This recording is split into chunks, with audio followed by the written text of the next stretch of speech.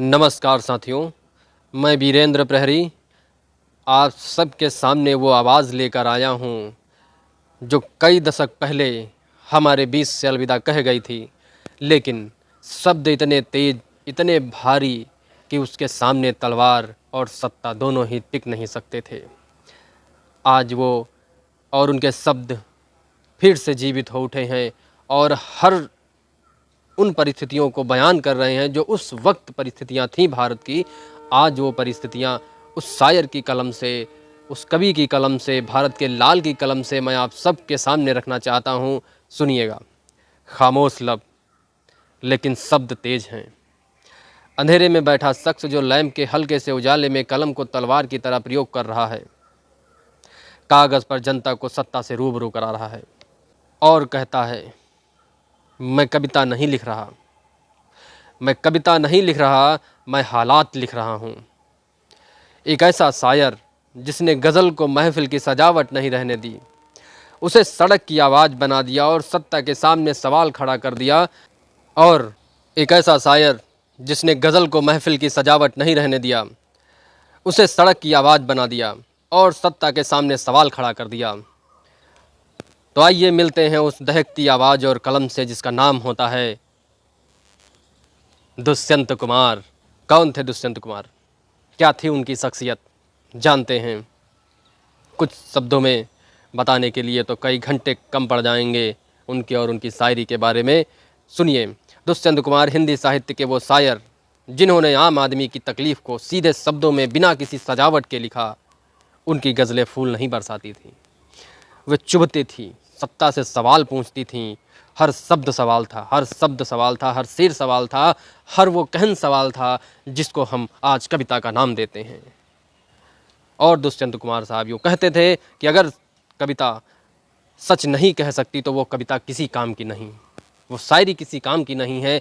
जो सच को सच की तरह ना देखे, जो सच को बयान ना कर सके, जो सत्ता से सवाल ना पूछ सके, जो परिस्थितियाँ ना बतला सके, वो शायरी किसी काम की नहीं होती है, वो कविता किसी काम की नहीं होती है।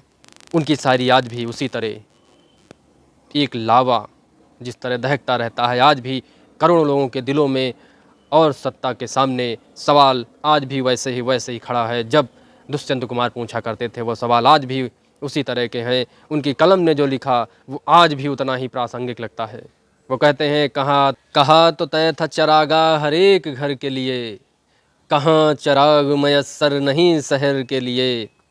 उन्होंने सिस्टम से पूछा और लोगों को बतलाया कि अगर लोकतंत्र है तो फिर डर किस बात का, अगर लोकतंत्र है तो डर किस बात का। उनकी गज़लें तीखी और सीधे वार करने वाली थीं। वो कहते हैं, हो गई है पीर पर्वत सी पिघलनी चाहिए, हो गई है पीर पर्वत सी पिघलनी चाहिए, इस हिमालय से कोई गंगा निकलनी चाहिए। और सिर्फ हंगामा खड़ा करना मेरा मकसद नहीं है, मेरी कोशिश है कि यह सूरत बदलनी चाहिए। वह सिर्फ कवि, शायर या कविताएं नहीं कहते थे, वो एक आंदोलन को अपने साथ, अपने जहन में लेकर चलते थे और अपने शब्दों में एक आंदोलन को, एक नई ऊर्जा, एक नई दिशा देने का प्रयास कर रहे थे। अगर दुष्यंत कुमार आज होते तो आज भी वो शायद वही सवाल पूछ रहे होते जो उस वक्त वो पूछ रहे थे। दुष्यंत कुमार पूछते हैं, ये शहर किसका है, ये शहर किसका है और इसमें गरीब कहाँ रहेंगे, रोज़गार वादों में है या सिर्फ भाषणों में, लोकतंत्र जनता का है या सत्ता की तस्वीर का, अगर सच बोलना गुनाह है तो ईमान कहाँ जिएगा। उनकी सबसे बड़ी ताकत।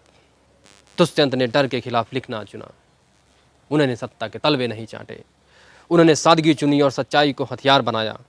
मैं सजावट नहीं करता शब्दों की, मैं जख्म दिखाता हूँ। वो कहते हैं, मैं सजावट नहीं करता शब्दों की, मैं जख्म दिखाता हूँ। मैं उसे हर हाल में देखूंगा जो सच को छुपाने की कोशिश करेगा। दुष्यंत कुमार चले गए, लेकिन उनकी गज़लें आज भी पूछती हैं, क्या हालात बदले या सिर्फ बदल गए हैं तो कुछ चेहरे। राजनीतिक परिदृश्य, राजनीतिक पार्टियाँ, सवाल वैसे के वैसे हैं। वो इस तरह पूछते थे, यहाँ तक आते आते सूख जाती हैं कई नदियाँ, यहाँ तक आते आते सूख जाती हैं कई नदियाँ, मुझे मालूम है पानी कहाँ ठहरा हुआ होगा। मत कहो आकाश में कोहरा घना है, मत कहो आकाश में कोहरा घना है, यह किसी की व्यक्तिगत आलोचना है। इस तरह के थे दुष्यंत कुमार। सिर्फ हंगामा खड़ा करना मेरा मकसद नहीं है, मेरी कोशिश है कि यह सूरत बदलनी चाहिए। इस तरह के थे हमारे दुष्यंत साहब। सत्ता की आँखों में, सत्ता के दिलों में धक धक पैदा कर देने वाले महान साहित्यकार, महान गज़लकार, महान कवि युगों युगों तक नहीं आते हैं। मैं उनके चरणों में नमन वंदन करता हूँ और कोशिश करूँगा कि कुछ सवाल मैं भी पूछ सकूं अपनी गज़लों में, अपनी कविताओं के माध्यम से। नमस्कार। अगर आपको मेरी कविताएं, मेरी स्टोरी और मेरी गज़लें पसंद आती हैं तो आप चैनल को लाइक, सब्सक्राइब और शेयर ज़रूर करें। अगर आप इंस्टा पे देख या सुन रहे हैं तो फिर मुझसे पेज को फॉलो करें, शेयर करें। मैं वीरेंद्र पहरी आपकी आवाज़ बनकर उभर रहा हूँ। धन्यवाद।